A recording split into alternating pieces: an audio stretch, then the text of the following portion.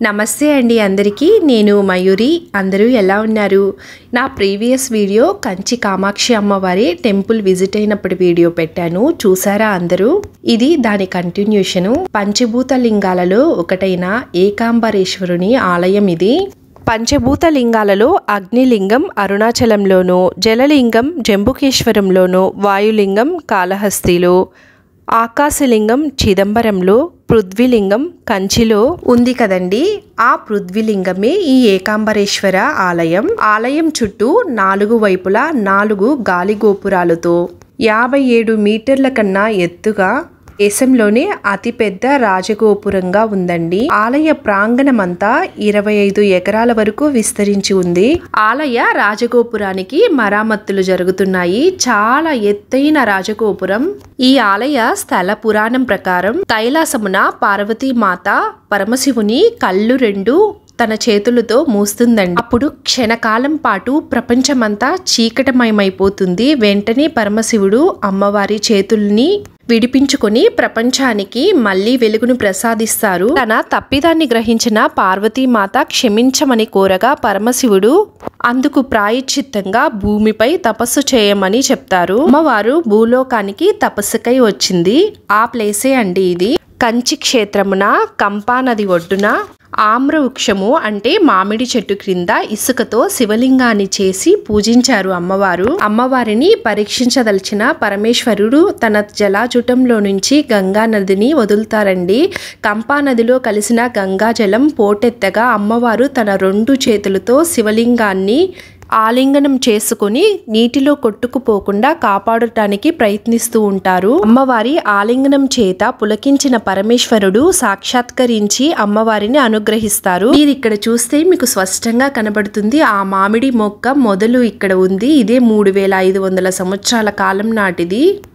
దీనిని ఇలా glass box లో భద్రపరిచారు ఈ మామిడి మొక్క ఎక్కడైతే ఉన్నదో అక్కడ కొత్త మామిడి మొక్కను నాటారు అది కూడా చూపిస్తానండి ఈ స్థల పురాణానికి సాక్ష్యంగా అమ్మవారు సైతికలింగాన్ని హత్తుకున్నట్టుగా అలాగే పక్కన మామిడి చెట్టు మొదలు ఉన్నట్టుగా గ్లాస్ బాక్స్ లో భద్రపరిచి మనకి కనపడుతూ ఉంటుంది టెంపుల్లోకి ఎంటర్ అయ్యేటప్పుడు లెఫ్ట్ సైడే మనకు కనపడుతుంది అలా మామిడి చెట్టు కింద వెలసాడు కాబట్టి ఈయన ఏకాంబరేశ్వరుడు అయ్యాడు ఆమ్ర అంటే మామిడి అంబరం అంటే ఆకాశం 2 కలిసేలా ఏకాంబరేశ్వరుడయ్యాడు ఒక మామిడి చెట్టు కింద వెలసిన స్వామి అని అర్థం ఈ స్థల పురాణం ప్రకారం ఇంతకు ముందు ఉన్న మామిడి చెట్టును చూశారు కదా అది 4 వైపులా 4 కొమ్మలకి 4 రకాలైన మామిడి పండ్లను కాసేది సంతానం లేనివారు ఈ చెట్టు కింద నుంచి జారిపడే పండ్లను తింటే సంతానం కలుగుతుందని ఇక్కడి ప్రజల నమ్మకం ఇంతటి ప్రాశస్త్యం కలిగిన ఆ మామిడి వృక్షం యొక్క కాండం మాత్రమే మనం చూడగలం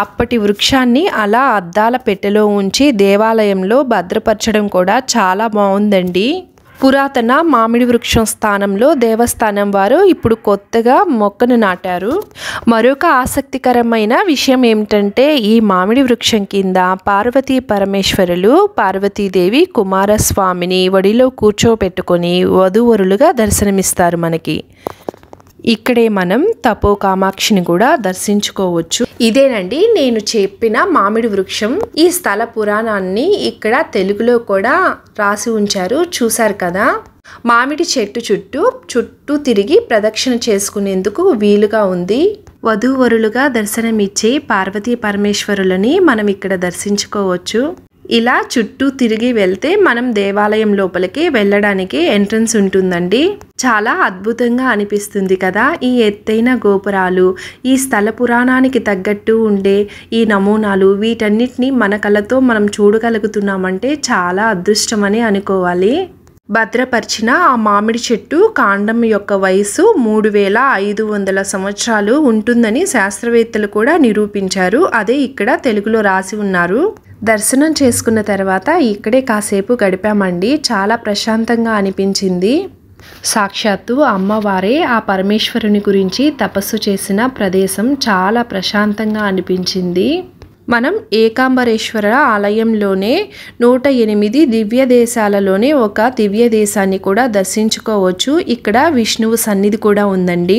ఇతిహాసం ప్రకారం పార్వతీమాత మామిడి వృక్షం కింద తపస్సు చేసినప్పుడు శివుడు పార్వతిని పరీక్షించదలచి అగ్నిని పంపాడని, అప్పుడు పార్వతి విష్ణువుని ప్రార్థించగా విష్ణువు అగ్నిని చల్లార్చడానికి శివుని తల మీద ఉన్న చంద్రుని చల్లని కిరణాలను ప్రసరింపచేశాడని కదా.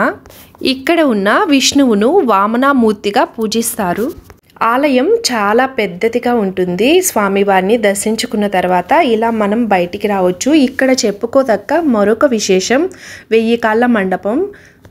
కోనేరు కూడా పక్కనే ఉందండి. చాలా విశాలంగా స్వచ్ఛంగా ఉంది. స్వామివారి ఎదురుగా మనకి ధ్వజస్తంభం ఉంటుంది. ధ్వజస్తంభం తర్వాత మనకి నంది విగ్రహం కనపడుతుంది. ఇక్కడే స్వామివారి ప్రసాదాన్ని తీసుకొని కాసేపు అలా మండపంలో కూర్చున్నాము. ఎంత హాయిగా అనిపించిందో. టెంపుల్ని వదిలి బయటికి వెళ్ళాలనిపించలేదు. మీకు ముందు వీడియోలో కూడా ఎక్స్ప్లెయిన్ చేశాను కదండి. మనకి కంచిలో ఉన్న టెంపుల్స్ అన్నీ 12 వరకే ఓపెన్లో ఉంటాయి. ఆ లోపల మ్యాక్సిమం ఎన్ని గుళ్ళు చూడగలమో అన్ని కంప్లీట్ చేయగలిగితే ఈవినింగ్ కొన్ని కవర్ చేయొచ్చని మేము ఇక్కడి నుంచి తొందరగా బయలుదేరాము. ఈరోజు చాలా అద్భుతమైన రోజు. ముక్తిపురాలైన 7 ముక్తి క్షేత్రాలలో ఒక క్షేత్రంలో మేల్కొనడం, ఉదయాన్నే శక్తిపీఠమైన కామాక్షి మాతను దర్శించడం, ఆ తర్వాత పృథ్వీలింగమైన ఏకాంబరేశ్వరుని దర్శనం చాలా అద్భుతంగా జరిగాయి. ఇక మిగిలిన దర్శనాలు కూడా బాగా జరిగితే ఇక రిటర్న్లో తిరువల్లూరు వైద్య వీర రాఘవ స్వామిని కూడా దర్శించుకోవాలని అనుకున్నాం. ఆ వీడియోని ముందే రిలీజ్ చేశాను. మీరు ఒకసారి చూడండి. నచ్చితే లైక్ చేయండి, షేర్ చేయండి, సబ్స్క్రైబ్ చేయడం మర్చిపోవద్దు. ఆ ప్రీవియస్ వీడియోస్ కూడా ఒకసారి చూడండి. ఎన్ని రోజులైందో కదా ఇలాంటి ఫోన్ చూసి పిల్లలు దాన్ని చూసి ఆడుకుంటూ ఉన్నారు.